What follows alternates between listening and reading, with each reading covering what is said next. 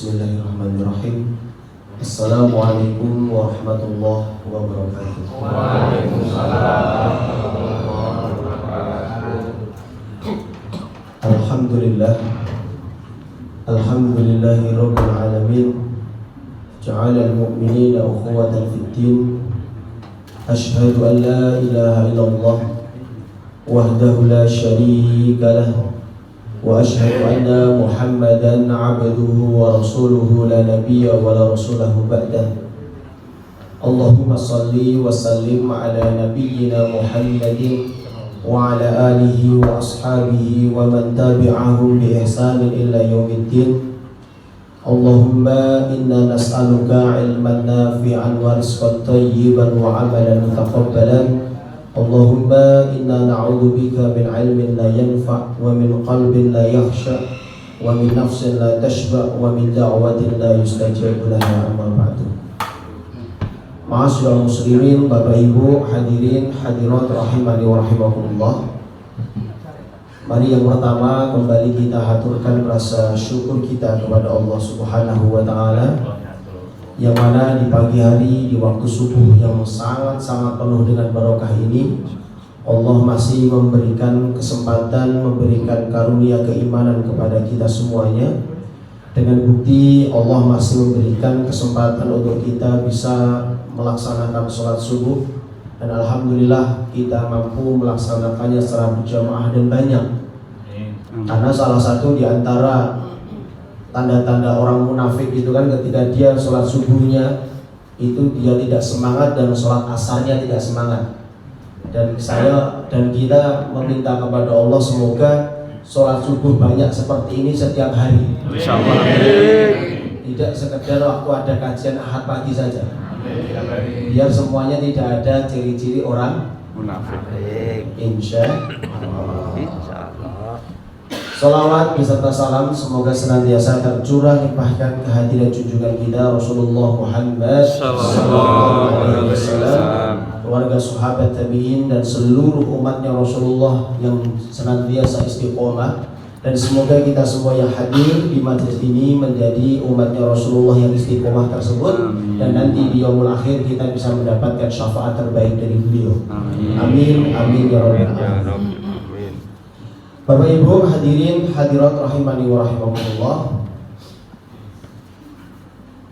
Ketika diriku lawan panjenengan sami diberikan sebuah ketetapan dari Allah Subhanahu wa taala, ada banyak amalan-amalan kewajiban yang harus kita pegang. Ya. Maka ketika kita tahu itu hukumnya wajib, maka mau tidak mau kita harus serius di dalam menjalani kewajiban tersebut. Maka kita pagi hari ini akan mencoba membahas satu kewajiban yang kita tidak sadar bahwa itu wajib. Ya. Sesuatu ini merupakan sebuah kewajiban yang sangat amat penting untuk kita lakukan sebagai hambanya Allah. Tapi banyak di antara kaum muslimin itu melalaikan urusan ini.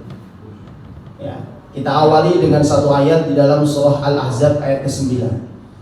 Surah Al-Ahzab ayat ke-9, Al-Ahzab surah ke-33.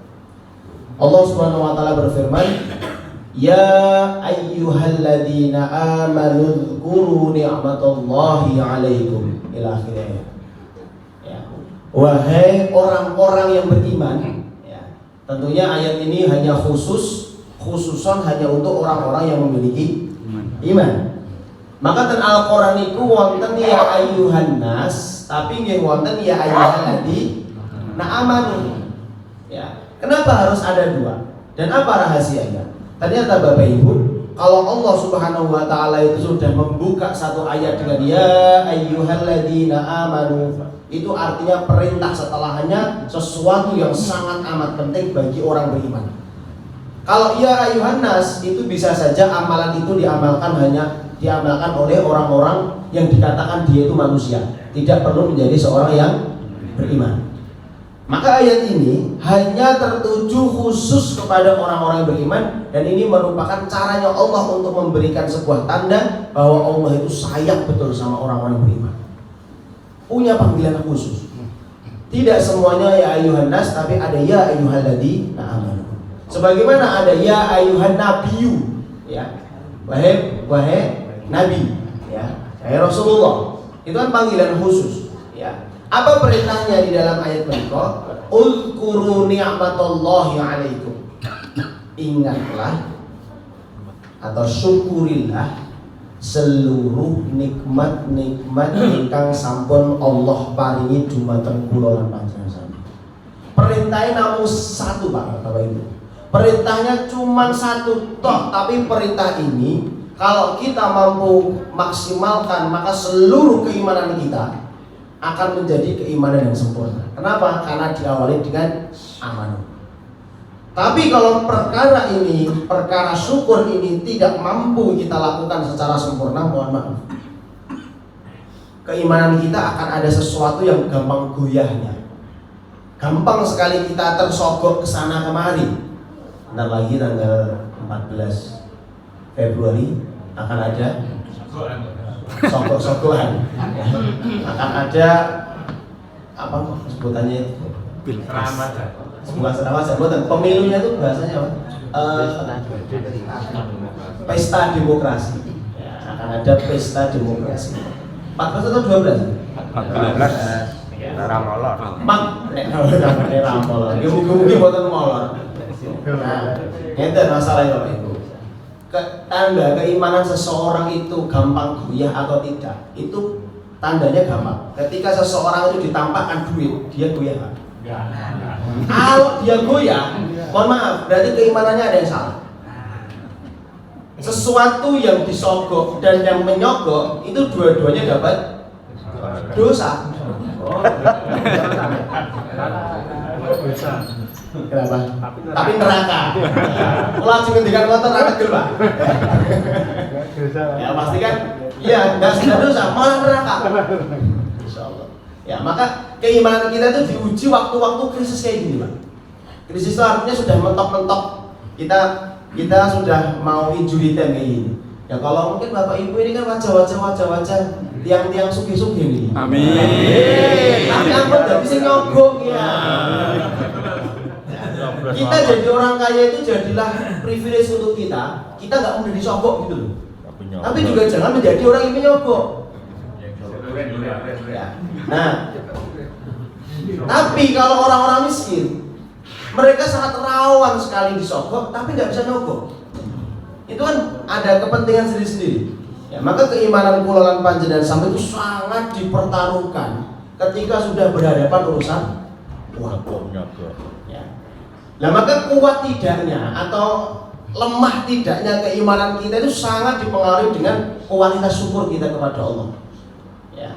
Apa ada hubungannya? Jelas ada. Jelas. Ya, maka materi syukur ini saya yakin pun pengsu tidak lolos memiliki. Ya. Tapi kenapa kok diulang-ulang terus syukur itu? Karena konsepnya gampang. Tapi untuk mengamalkan susah. Ya, kenapa dibilang susah? Karena syukur niku mboten namung sekedar kita mengucap alhamdulillah, itu keliru. Kalau kita beranggapan bahwa syukur itu cuma alhamdulillah, enak. Semua kaum muslimin sudah dikatakan orang yang syukur. Tapi ternyata mohon maaf, syukur itu ketika kita menginginkan syukur kita sempurna, itu ada rukunnya. Ya, mungkin kalau ada yang pernah menyampaikan asatidz di sini. Ada rukunnya supaya kalau kita melakukan syukur kita itu sempurna. Rukunnya ada berapa? Cuma 3 toh. Ya. Tapi kula lan panjenengan sami niku mentok ke nomor kali. Kerep-kerepe. Sing nomor 3 niki kathah lupute Bapak. Kathah lupute. Ya. Lah bedanya kula lan panjenengan sami kalian para sahabat. Pernah seorang ulama ditanya, "Wahai Imam, kira-kira kesolehan kita hari ini dengan kesolehan para sahabat itu lebih baik mana?" Yo jelas kesolehannya sahabat. Ya. Maka gurunya tanya balik, "Loh kira-kira kenapa kok kita hari ini itu tidak lebih soleh daripada sahabat?" Kemudian di antara mereka mengatakan, "Ya karena sahabat hidup bersama Nabi." Kita alasan ini benar atau tidak? Benar tapi kurang. Benar. Kenapa? Karena kalau hanya mengatakan mereka itu lebih soleh daripada kita hanya karena mereka hidup bersama Nabi. Dan sekarang coba kita kalau hidup bersama Nabi, kita ikut Nabi, dari Nabi maupun dari Abu Lahab. Kalau kita hidup bersama Nabi, kita dari Nabi hijrah dan berperang dan berkorban berjihad, atau dari Abu Jahal, tengah dia. Kamu tidak? Jenengan berani jawab, berani menjamin tidak? Kalau kita hidup bersama Nabi, kita akan ikut Nabi? Tidak. Kalau saya nggak berani, karena kita hari ini saja kita mati-matian cari uang. Kalau waktu itu kita dari Abu Lahab, Abu Jahal, sugih tidak ada, Pak. Tapi kalau kita ikut dari Nabi, kita dimiskinkan sama orang-orang kafir Quraisy. Ketika hijrah nggak boleh bawa bondo. Bayangkan juga, yang awalnya kaya jadi miskin seketika. Kuat atau tidak? Kita belum tentu kuat. Maka alasan ketika seseorang mengatakan sahabat lebih soleh daripada kita hanya karena mereka hidup bersama Nabi, itu iya benar. Tapi tidak sepenuhnya benar. Terus alasannya apa? Kemudian ternyata ada alasan yang menjadikan sahabat lebih soleh daripada kulalan panjenengan sami. Cuma satu tok, napa niku? Karena kualitas syukur para sahabat jauh lebih tinggi daripada kualitas syukur kita. Kok bisa?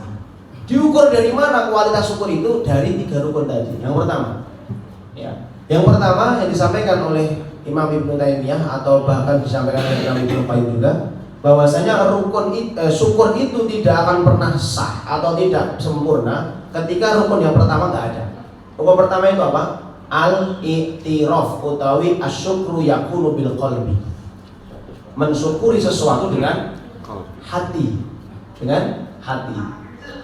Lah, ini diartikan dengan kata al-i'tiraf. Al-i'tiraf itu apa? Kita harus meyakini sepenuh hati apapun kenikmatan yang datang kepada kita itu dari Allah. Itu mampu nggak kita? Ibu-ibu, Bu, amal buatan iki. Buatan nggih. Ibu-ibu ngapunten, Bu.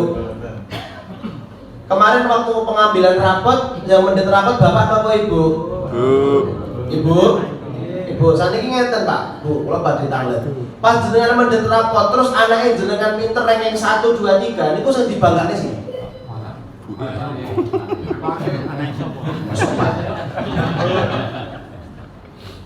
Pengalaman saya di sekolah-sekolah yang teman saya ngajar itu, kalau anaknya pinter ambil rapot itu bukan gurunya yang terima kasih Ustaz, enggak.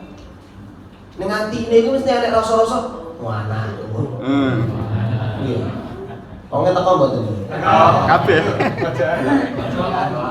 Bocoran. Turu. Pengen tokdet niku.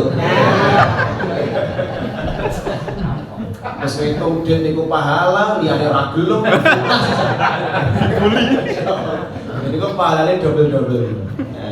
Nah, maka kulalan panjenengan sami mampu tidak ketika kita memiliki anak yang gampang diatur, anak yang pintar, anak yang soleh, tapi hati kita tetap mengatakan ini dari Allah. Itu susah loh Pak. Itu susah. Apanya di antara kita menjadi orang tua itu ketika anak pintar, Masya Allah kita bangga sekali, dan bangganya itu mengalahkan rasa syukur kita kepada Allah. Mana isopo sih alah lele pinter mentah, anak isopo tole. Nah, Pak Kapto. Enggak sebut jeneng mana. Nah itu bahaya Pak Bu. Maka kalau perkara ini saja kita nggak lolos, selesai. Urusan kedua ketiga kita gimmick saja. Ya. Maka yang pertama ini penting, karena pertama ini merupakan dasar menentukan kualitas syukur kita kepada Allah. Lah apa gunanya kita mengucap alhamdulillah tapi hati kita tidak meyakini ini dari Allah? Nah ini kan palsu. Gitu. Sebagaimana aku mengatakan cinta kepadamu tapi atine kita tuh gak cinta. Mendua. Enten sing pun kebacut. Kata. Aku asline iki tani karo kowe lho. Astagfirullah ngoten niku Pak. Niku wis jenengan nek angsal niku ya pun ngoten mau. Tapi nek urusan syukur ndak bisa dimanipulasi, nggak bisa. Mboten saged ngapunten, nggak bisa. Nanti jangan sampai kita sebagaimana Ratu Balkis yang di negeri Sabah itu. Mereka diberikan nikmat, tapi mereka nggak mau mengatakan ini nikmat dari Allah. Tapi mengatakan, oh negeri Sabah ini bagus, batun toyibatun, subur. Ini karena saya. Apa yang terjadi? Hancur, dihancurkan sama Allah. Ya kita kan nggak mau, kita punya anak pinter, tahu-tahu semuanya ampun. Mungkin tidak kita punya anak 3 katakan pinter semua, terus kita nggak pernah syukur kepada Allah, terus kita mengatakan wah anakku pinter-pinter kabeh karena aku. Tiba-tiba ketiganya itu kecelakaan, terus otaknya kena, terus beng, kira-kira mungkin apa berarti? Mungkin. Itu cara Allah untuk menjadikan diri kita. Apakah kita harus seperti itu dulu gitu loh? Untuk sadar bahwa itu semua itu ketentuan nikmat dari Allah. Ini bahaya. Ya, maka yang pertama yang harus kita pegang tentang masalah syukur itu adalah tentang al-i'tiraf. Keyakinan kita kepada Allah sudah ada atau belum bahwa apapun yang kita dapatkan di dunia ini dari Allah. Ya, bapak-bapak punya istri yang masya Allah, yang nurut, yang solihah, yang menuntun kita kepada kebaikan, atau yang mengajak kita kepada majelis ilmu. Kalau nggak sama istri, kayaknya saya dulu nggak pengajian. Wah, itu kita harus mengatakan bukan karena kita pinter yang cari istri, tapi karena Allah yang sayang menurunkan istri yang baik kepada kita. Ibu-ibu juga sama, ibu-ibu dapat suami sugih, kerjane mapan, anak tunggal, warisane oke, duitnya oke. Nah, yang otomatis. Duit oke ini harus otomatis. Dan niku boten kok jenengan sing pinter golek karo ngapunten boten. Itu caranya Allah, karena jenengan pantas mendapatkan itu Allah kirim. Ya. Orang lain mengejar dia walaupun dia bukan mengejar dia mati-matian, kalau bukan jodohnya lah mau tekan napa? Kiamat. Kalioso kejaman. Lah mau tekan pripun-pripun corne mboten asal. Karena memang dia itu ditakdirkan untukmu kan gitu. Enggak bisa. Syukur bisa Bapak Ibu. Mari yang pertama kita harus sadarkan dulu.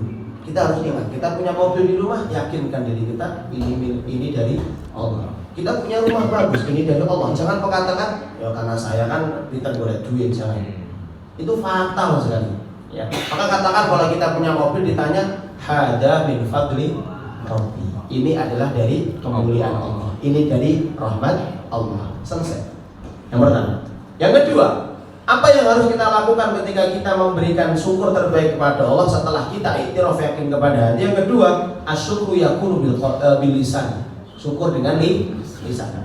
Dengan mengucap alhamdulillah. Insya Allah yang kedua ini kita bisa. Tapi sayangnya yang kedua ini kalau tidak diimbangi nomor satu, selesai lah. Alhamdulillah kita cuma ngomong kosong saja. Gimik tadi, palsu tadi, hoax tadi. Ya. Alhamdulillah ya Allah saya punya mobil yang hati nih. Yang berkah aku pintar boleh duit. Nah, ini bahaya sekali. Nah, yang kedua, lah kita itu kalau mentok-mentoknya kita bisa menunaikan rukun syukur, mentok nomor 2 Pak kita biasanya. Nomor 3 itu jarang kita bisa menyentuh. Nah, yang nomor 3 ini yang membedakan antara kula lan panjenengan sami dengan para sahabat.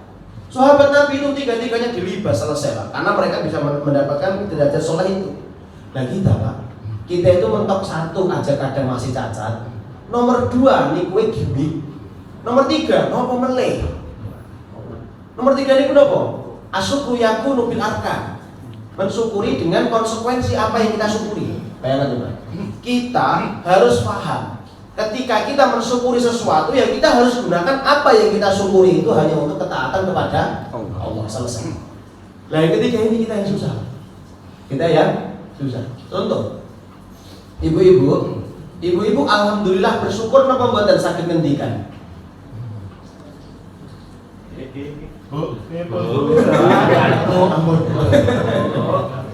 Bersyukur napa mboten Bu saged ngendikan Bu? Bersyukur. Dan bapak-bapak mungkin juga bersyukur. Bukan mungkin lagi, pasti bersyukur.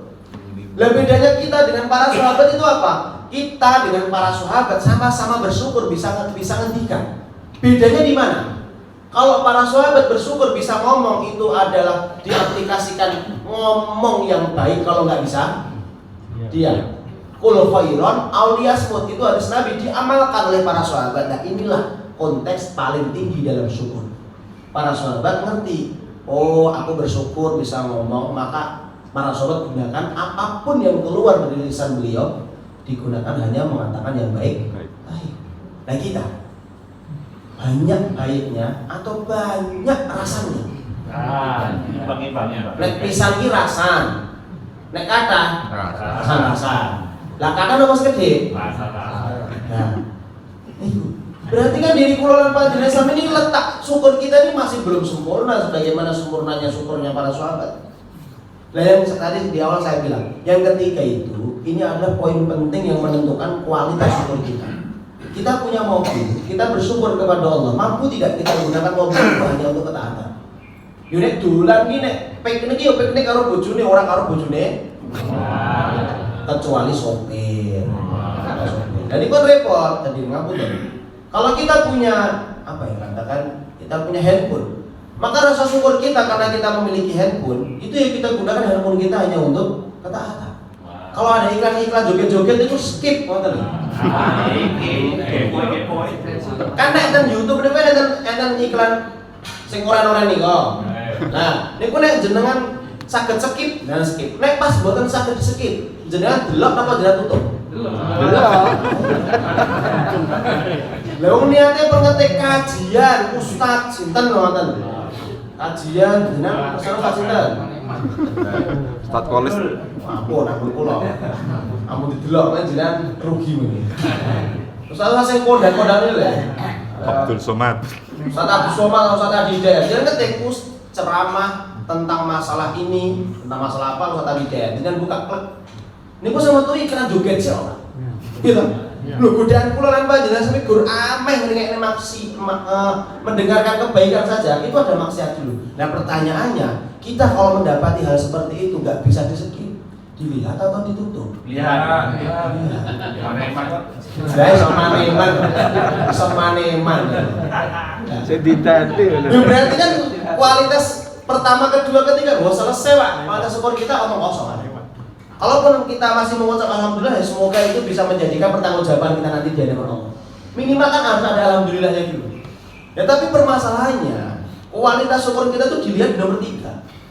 Jangan cuma alhamdulillah tapi kita masih melakukan kemaksiatan dengan apa yang kita syukuri tadi.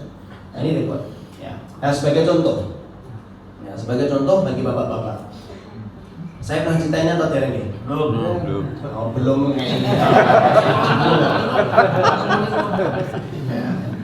Paling mana kalau mau cerita paling jalan dia kesupen. Kalau pulang sedikit terakhir nih Agustus gitu. Sebian nih. Lah, kalau nih kan gak ada pengawasan. Ya, gak ada pengawasan yang juga mantan juga nih. Sabun.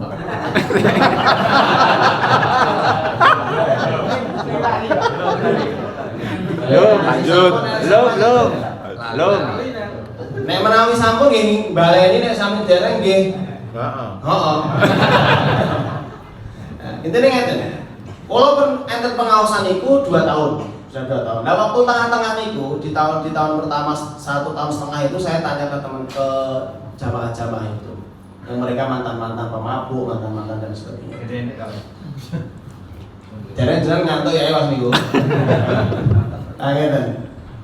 Saya tanya, Mas, jenengan ini wis ngaji 1,5 tahun. Tur ngajine niku ngaji kitab lho, Pak. Ngajine Riyadhus Shalihin. Melok. Sing njaluk nggih mriko, kula manut mawon ngaji apa? Riyadhus Shalihin tenanan murah. Oh ngaji Riyadhus Shalihin lagi mangkat bab loro ngoten e sing awale 50 dadi 5. Kan gitu. Nah, intinya waktu niku kula tanglet, Mas, iki wis ngaji 1,5 tahun apa wis kapok. Intine niki ujian tapi ujian nguji imanmu tekan ngendi sakniki. Kula tanglet ngeten, Mas, kan jenengan posisi nyuwapi kontor.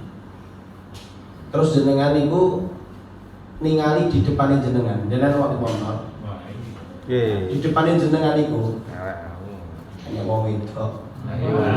Ayo. Kelambine rong dadi. Rambutnya terurai lurus panjang. Wah, ini ramu. Bapak-bapak, kalau tadi kan ibu-ibu lisan tadi, kita nggak mungkiri lah, kita masih banyak mengatakan yang buruk. Sekarang bapak-bapak, ketika jenengan di posisi di belakang kayak gitu, di depannya adalah seorang wanita yang kayak gitu, wangi, lambine wis metek kaya arem-arem, rambutnya panjang tuh wangi. Bapak-bapak, mas-mas, hadirin yang merasa laki-laki. Kita yang di belakangnya pelan-pelan atau di belakang.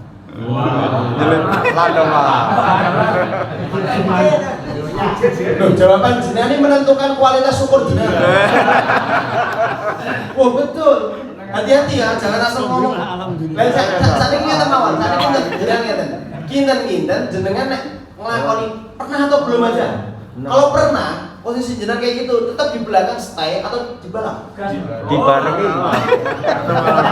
Di bel. Barengi. Gandeng itu. Barengi. Jenengan kenapa rumangsa derek rapi to, Pak? Bu, niki Bu, Bapak, Bu. Nek pas pengajian rada-rada ngeten iki tapi nek teng gede kita nggih manut-manut. Berwali ini nek pengajian. Nah, saniki ngeten. Kalau tangkat ngoten niku ada sejak Ustaz. Kalau saya Ustaz. Ya ini pertanyaannya ternyata sengaja ngoten. Kalau saya tetap saya di belakangnya wanita itu Ustaz. Loh kenapa? Pertama, menikmati ciptaan Allah.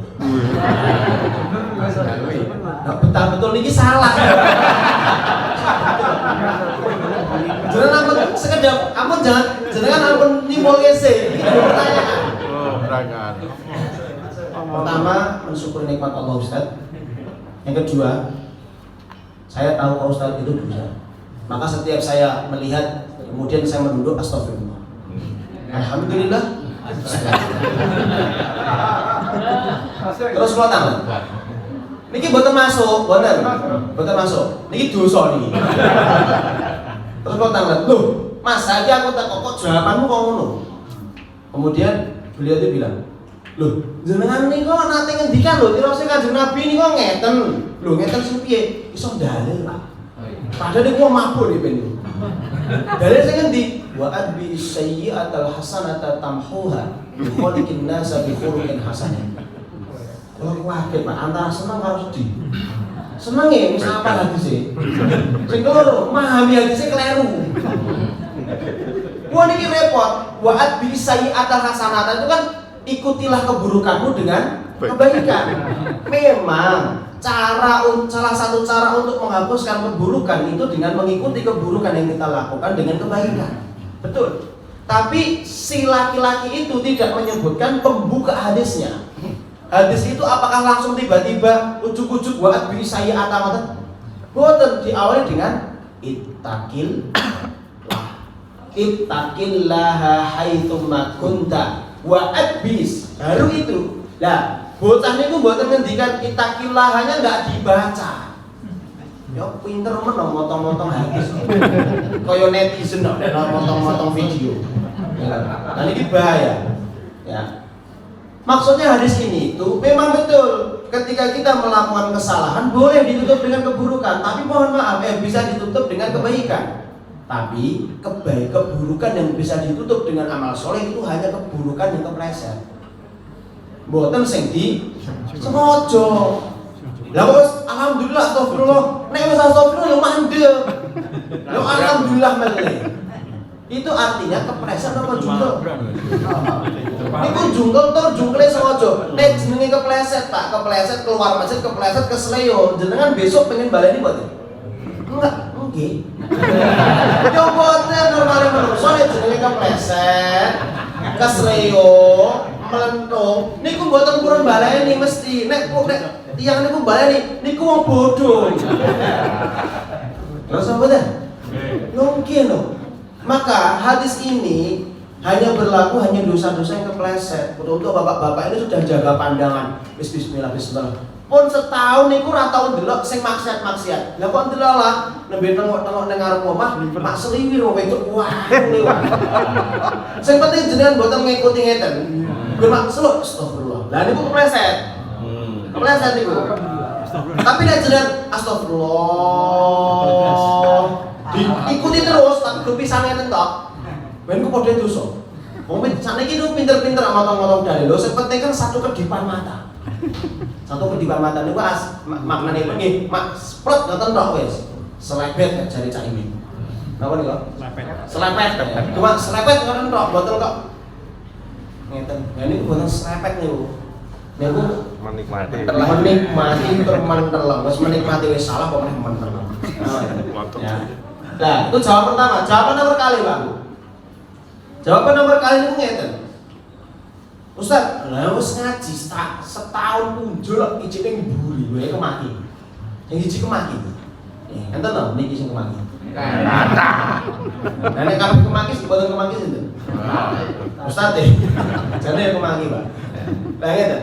Lho piro wis ngaji setahun pun njolok jeneng mburi. Nek kula nggih tak balap Ustaz. Wah sih, tapi berarti terus spion. Lho niki tenan Pak. Lho kok terus spion? Ya nek ayu di nek. Nek rapate ayu aku bablas. Enten apa sing ngoten niku? Tata. Ayah ini. Buri kok aku. Buri. Biasa sing bos lah. Sing ketemu jeneng. Pasti ya. Sing senderan ngoten mau. Nah, kena oke kok masalahnya. Ada tanpa dong. Terus lo tanglet, loh kenapa jenengan pilih niku? Lo tanglet. Apa jawaban dia? Loh, jenengan niku nanti ngendikan Ustaz. Wah, ini lagi hindarin meneh mesti. Kata nasihat itu ketika kita melihat sebuah kemungkaran, kemaksiatan, yang penting tinggal sih. Urusan itu diganggu mulai urusan kiri, yang penting tinggal sih. Mending saya tuh Ustaz, saya ninggal sih. Kan kalau saya ninggal, ini kan otomatis pilihannya nanti jadi dua. Kembali lagi pelan-pelan atau tetap lurus. Dan yang buri terus. Ya, delalah delok sepion kok rapate ayu, berarti kan saya dijaga sama Allah Ustaz, saya bablas. Dan nek delok sepion ayu, dan itu godaan saya lagi. Terus yang penting kan saya ninggal kesek, dan itu berarti godaan setan yang kedua. Minimal setan itu effortnya tambah. Minimal setan itu kerjanya rada pipido ngoten lho, rada pipisan to. Karena bagi laki-laki Bapak Ibu ngamono. Laki-laki itu melihat seorang perempuan yang tidak mahram itu dari sisi manapun itu terlihatnya indah. Komburi setan itu nemplok di belakangnya perempuan, seolah-olah perempuan itu indah padahal nek delok kok ngarep itu zong. Wah. Pengalaman nih, pengalaman. Niki sadane para ulama lah.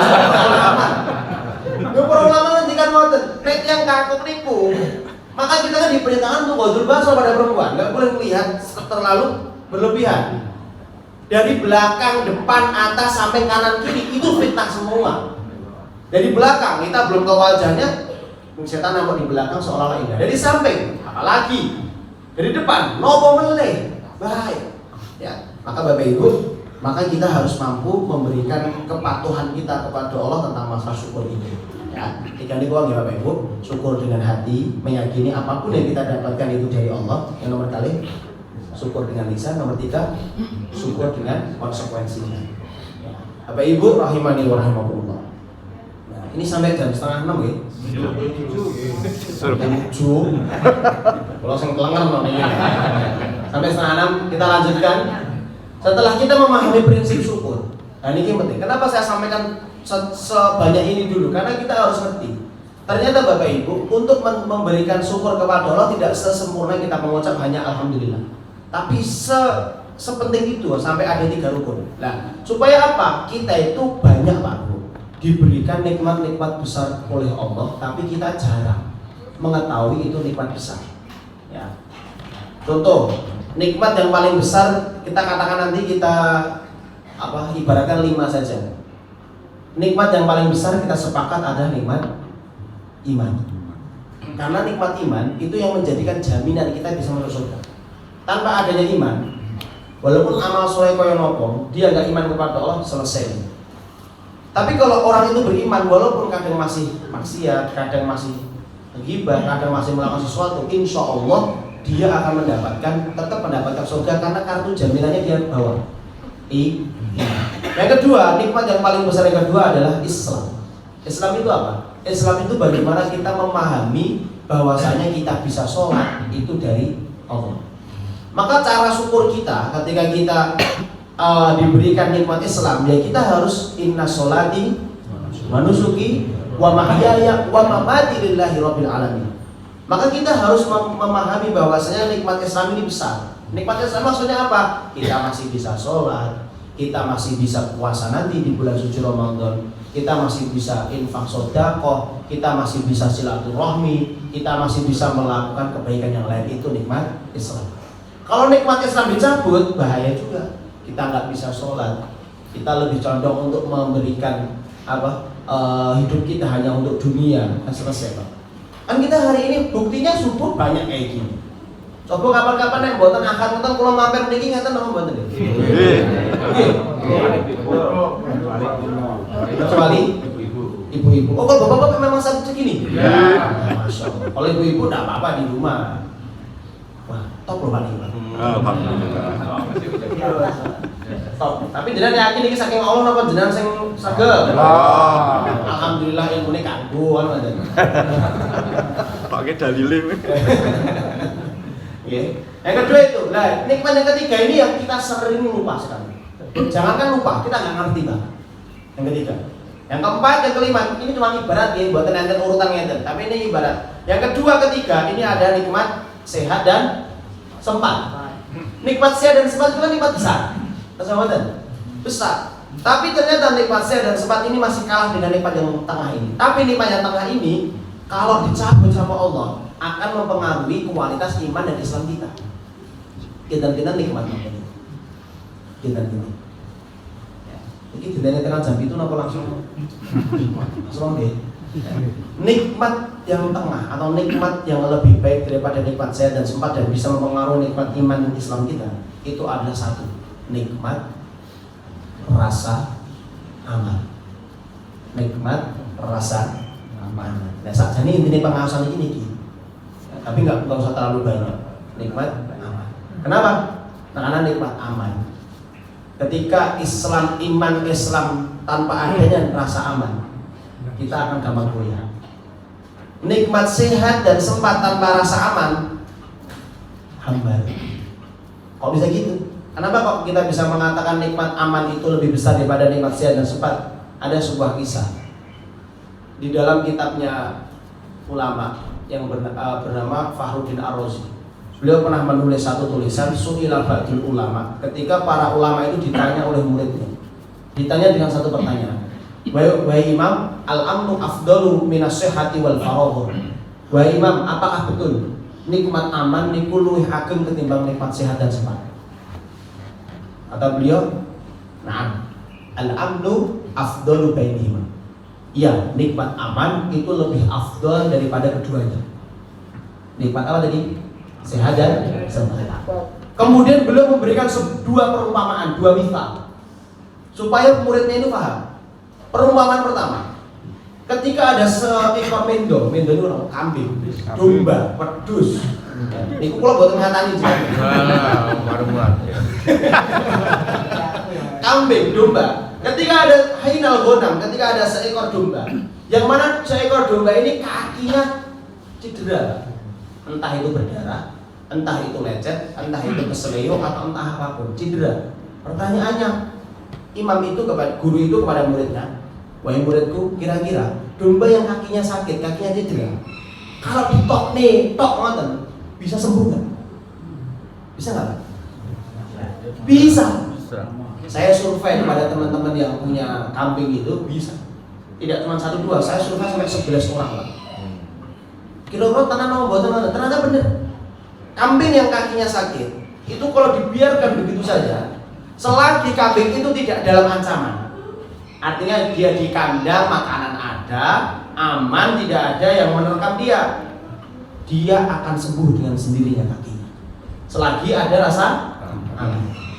Perumpamaan kedua, beliau mengatakan ketika ada dua pohon, Pak, dua pohon atau dua kayu lah, ada dua pohon. Ini kita harus konsentrasi ya. Kalau nggak konsentrasi nanti nggak paham.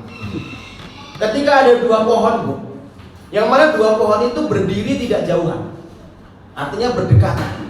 Yang mana di sekeliling dari dua pohon itu adalah padang rumput yang sangat hijau, hijau biru. Kemudian beliau mengatakan di pohon yang satu itu diikat seekor domba yang super.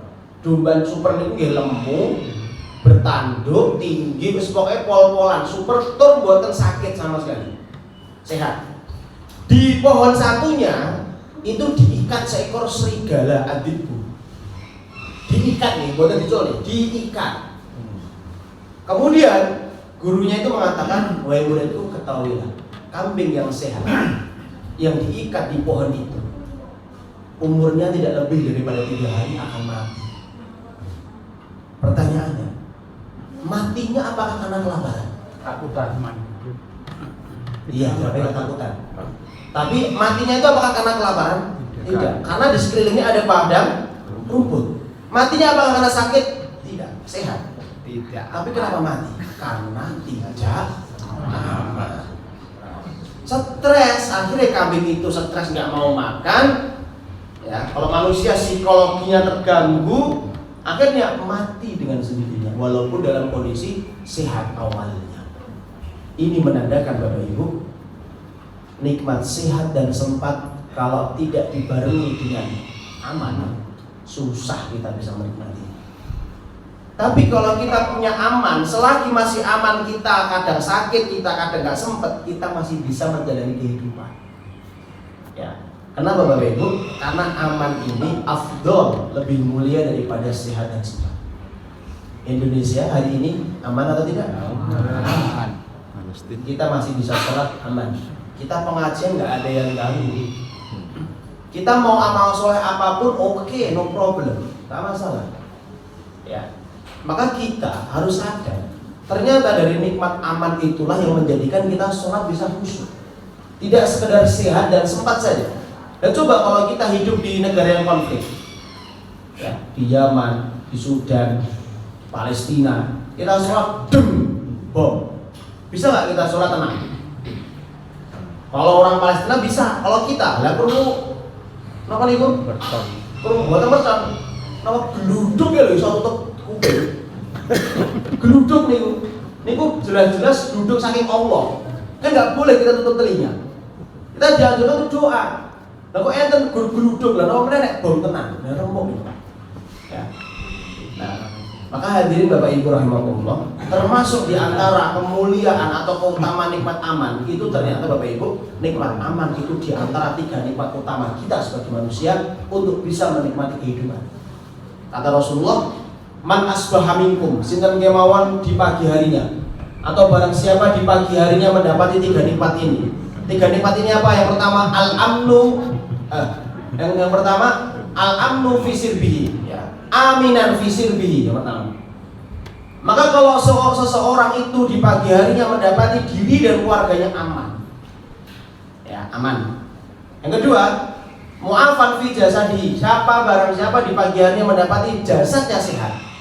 Yang ketiga, aindahu qutu yaumihi, barang siapa di pagi harinya mendapati di rumahnya masih ada bahan pokok.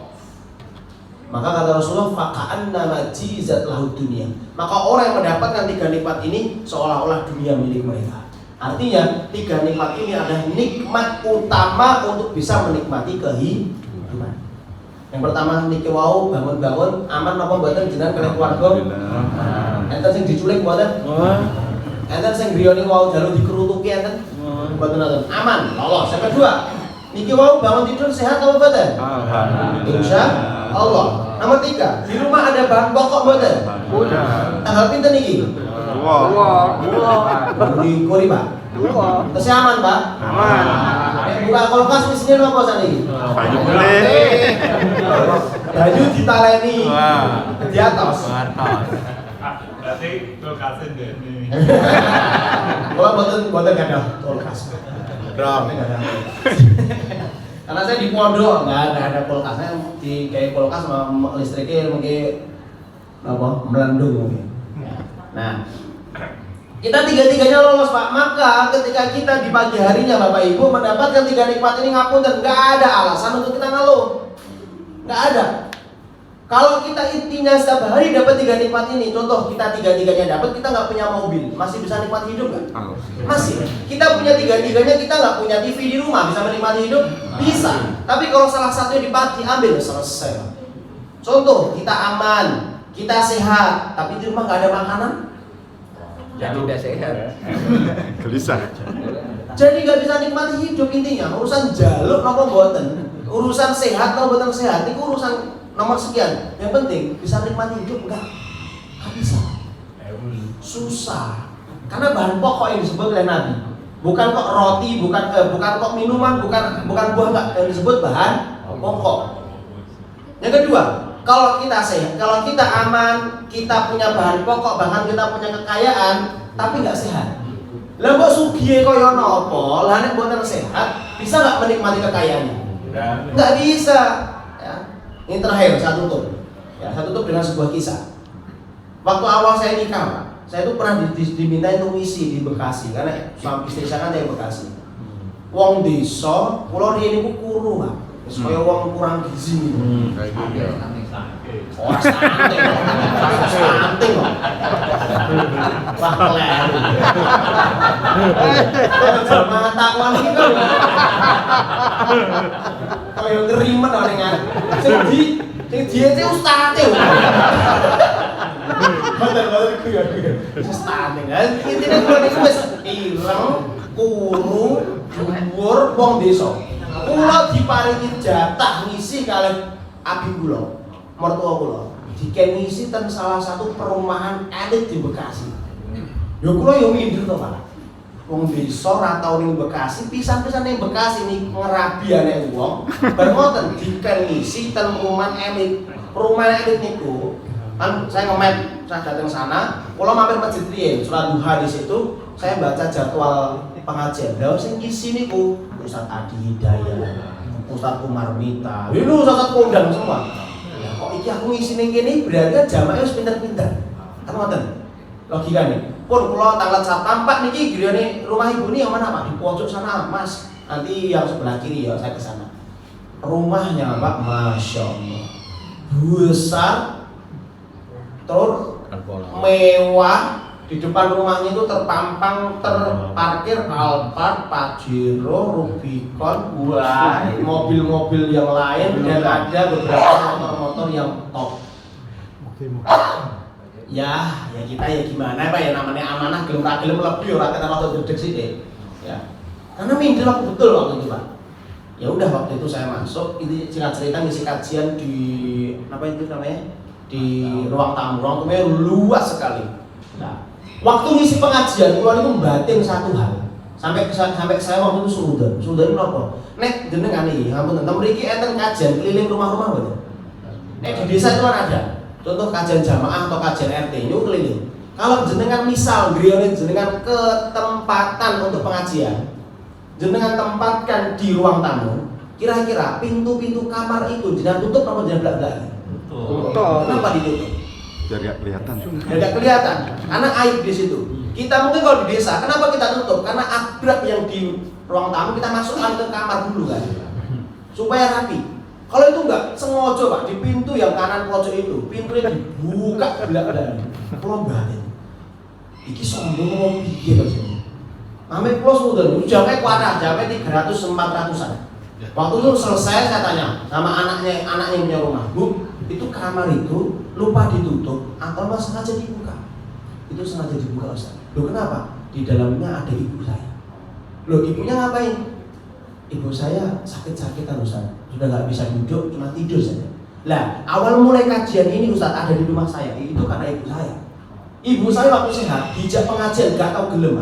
Alasannya sing arisan, sing shopping, sing niki kira tau gelem. Dan tiba suatu hari stroke Pak, sakit Pak, serangan, pokoknya serangan sakit, komplikasi, opnam di rumah sakit koma selama 8 hari. Pulang habis itu, sampai rumah baru 1 hari bilang ke saya, Dok, aku pengen pengajian.